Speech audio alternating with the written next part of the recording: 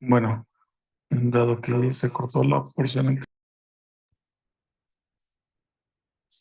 vamos a continuar en una segunda parte. Ya no falta mucho. Bueno, ahora vamos a hablar de la zona del estroma muscular. Recordando la anatomía, sabemos que esta zona del estroma muscular no tiene tejido glandular. Entonces, realmente, esta zona no desarrolla cáncer. Tiene un aspecto de semiluna, es simétrico de forma bilateral y presenta una baja intensidad de señal de forma simétrica, similar a los músculos, tanto en T2, en ADC y en difusión. Dado que el cáncer de próstata, como lo hemos comentado, no se origina en este estroma fibromuscular anterior, cuando lo veamos invadido, generalmente la lesión debe de provenir de una sola zona aledaña a la zona del estroma fibromuscular anterior. Entonces, dependiendo de la zona que esté invadiendo el estroma, es como vamos a clasificarla y la secuencia que vamos a utilizar para evaluar la resonancia magnética. Como tenemos el siguiente ejemplo. Bueno, si se fijan aquí, tenemos una lesión en la zona de transición anterior del componente glandular izquierdo. Muestra características ventriculares, es hipointensa tanto en T2 como en el ADC. Restringe en la secuencia de difusión y tiene una positividad en las imágenes dinámicas del medio de contraste. Esta lesión, además, como lo vemos en la imagen, tiene una extensión hacia el estroma fibromuscular adyacente. Por tanto, por sus características, aunque recordemos que debemos de medirla, pero en este caso se dio como un PIRATS 4, dado que tenía una dimensión menor a 1.5 centímetros. Se hizo biopsia, se confirmó una adenocarcinoma. Bueno, ahora hay que recordar, como les dije al principio, que el PIRATS es útil para determinar el estadio T, ya sea confinado a la glándula o con extensión extraprostática. Identificar el contorno prostático, el compromiso del esfínter uretral externo, los haces neurovasculares y las vesículas seminales es importante. También las estructuras ganglionares pélvicas y retroperitoneales que pudieran estar involucradas, donde aquí hay una discrepancia, porque el PIRATS toma un eje corto de 8 milímetros para empezar a sospechar en las adenopatías, solo cuando se toma en cuenta el eje corto. Obviamente hay que también considerar las características de la pérdida del aspecto reniforme, la compresión del hilo graso, algún engrosamiento focal de la cortical, pero hablando en términos de eje corto, PIRATS considera más de 8 milímetros para considerarlo sospecha y el TNM 1 centímetro o 10 milímetros. También el PIRATS pues, puede evaluar la presencia de metástasis óseas si es que las estructuras adyacentes están involucradas. Además, como lo hemos estado comentando, recordemos que el PIRATS sirve para distinguir T2, T3 y T4, que ahorita vamos a ver en una tabla que les hice el TNM para poder evaluar. Generalmente el T1, las lesiones que corresponden a T1 no se ven en la resonancia magnética, que sería un cáncer clínicamente no significativo. Bueno, este esquema pues obviamente ilustra las estructuras ganglionares. Las estructuras ganglionares que vamos a considerar como una afección locorregional son las que estén por debajo de la bifurcación de las ilíacas comunes. En este caso, las inguinales, ilíacas externas e ilíacas internas cuentan como locorregional. Lo que sea de las ilíacas comunes hacia arriba se considera como a distancia. Bueno, y aquí tenemos de estadificación por TNM. Como les decía, básicamente el T1 no lo vamos a poder evaluar por resonancia magnética, pero sí el T2, T3 y T4.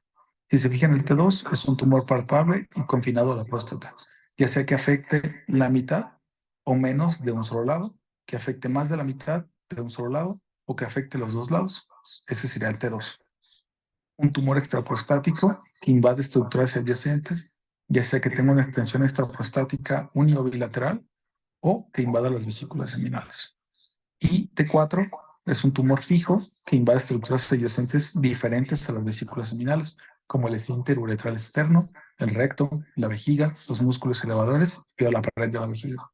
Entonces, estas estructuras adyacentes a la próstata también es importante evaluarlas en la resonancia magnética para poder determinar si hay una extensión extraprostática de la enfermedad. El estadio ganglionar quedaría como N1 cuando hay metástasis en los ganglios regionales. Y la metástasis quedaría 1A cuando son ganglios linfáticos no regionales, 1B cuando es hueso y 1C con o sin afección ósea de otros órganos como pulmón, hígado o cerebro, que igual no lo vamos a evaluar en la resonancia magnética para la próstata.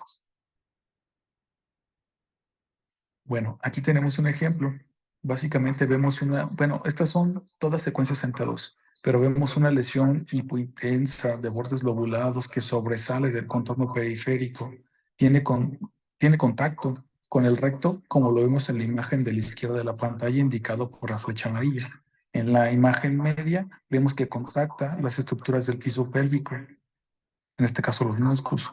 Y en la imagen que está a la derecha de la imagen, vemos cómo hay una adenopatía sospechosa. En este caso, pues el eje corto fue mayor a 8 milímetros, considerado por Pierrats como un índice sospechoso. Hasta aquí termina la evaluación del Pierrats. Sí, como hemos visto, nos sirve para poder identificar las características en las diferentes secuencias de las lesiones prostáticas y poder determinar una categoría que se correlacione con el riesgo de la presencia de cáncer clínicamente significativo. En este caso son cinco niveles o 5 estadios en los que podemos encontrar la lesión para dar un riesgo. Como les dije al principio, tiene ciertas limitaciones el uso de la resonancia magnética, dado que, como hemos visto, no habla del seguimiento activo de algunas lesiones y no habla también de la recurrencia que pueden tener los cánceres de próstata. Entonces, después de esta versión 2.1 del PIRATS, han salido distintos estudios que nos pueden ayudar a evaluar estos puntos, los cuales no toca la clasificación del PIRATS. Como tenemos aquí lo siguiente, básicamente hay dos tipos de escalas para poder graduar la extensión extraprostática. La que tenemos arriba se llama grado de extensión extraprostática. Esta utiliza medidas cuantitativas en un sistema de 3 niveles, con longitud de contacto capsular de 15 milímetros o más, una irregularidad o abultamiento capsular o una ruptura franca de la cápsula, como lo vemos de izquierda a derecha. Y la clasificación de abajo, que es la clasificación de SCUR o la puntuación de SUR, pues bueno, nos los divide en esas cinco categorías, pero es una evaluación cualitativa, ya que aquí no hay medición o alguna medida en particular que nos establezca un grado u otro, sino básicamente nos habla de contacto, irregularidad, engrosamiento del haz neurovascular, abultamiento o una extensión extraprostática medible, ¿vale? Entonces, estas escalas nos pueden ayudar a otorgar un grado de probabilidad de extensión extraprostática de las lesiones que tengamos por resonancia magnética. Entonces es un plus que podemos añadir a nuestro reporte para que el clínico también lo tenga en consideración. Después, tenemos otra escala que se llama PRECISE. Este PRECISE es la probabilidad de progresión radiológica de lesiones que tienen un seguimiento activo. Entonces, si una lesión a la que se le está dando seguimiento ha resuelto de un estudio a otro, la probabilidad de progresión de la lesión hacia cáncer clínicamente significativo es muy baja. Si la lesión ha reducido en tamaño o es menos obvia en la difusión que en el estudio previo, tiene una baja probabilidad de progresión. Si la lesión se encuentra estable, la progresión es intermedia. Si la lesión ha incrementado en tamaño o es más obvia en difusión, la progresión es alta. Y por último, si hay nuevas lesiones que estén entre categorías PIRATS 3 a PIRATS 5 o que tenga una extensión extraprostática definida, pues se considera como una muy alta probabilidad de progresión o una progresión definitiva.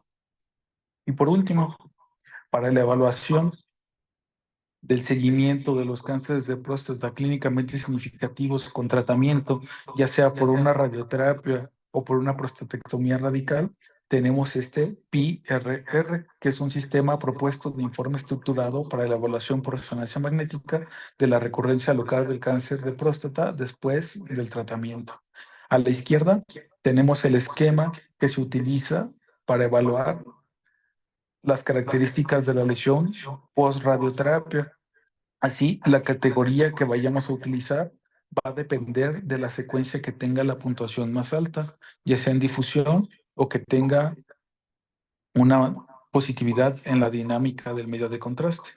Lo único que hace diferencia en las dos es una lesión con una puntuación 4, ya sea que la difusión o la imagen en las secuencias dinámicas de medio de contraste sea mayor o igual a 4, se puede subir la clasificación a un grado 5, que pues básicamente sería una alta probabilidad de recurrencia. Y a diferencia, la imagen o el esquema que tenemos a la mano derecha es la que se utiliza para la evaluación del tratamiento después de una prostatectomía radical. Si se fijan, aquí hay dos. Se utiliza como base la secuencia dinámica de aplicación de medio de contraste. Si es un grado 2 y tenemos una difusión mayor o igual a 4, se clasificaría como grado 3. Si no, es un 2. Si tenemos una DC en estadio 3 con una difusión menor a 4 es 3. Pero si es mayor o igual a 4 se clasifica como 4. Entonces, la probabilidad de progresión o de recurrencia después del tratamiento también puede variar dependiendo de las características que observemos en la resonancia magnética. Entonces, estas tres clasificaciones las podemos añadir a pues, nuestra evaluación de resonancia magnética para el cáncer de próstata y podemos dar en este caso, una mejor idea de el estadio en el que se encuentra el paciente y la lesión para que el clínico pueda tomar decisiones acerca de su tratamiento. Bueno, aquí terminamos.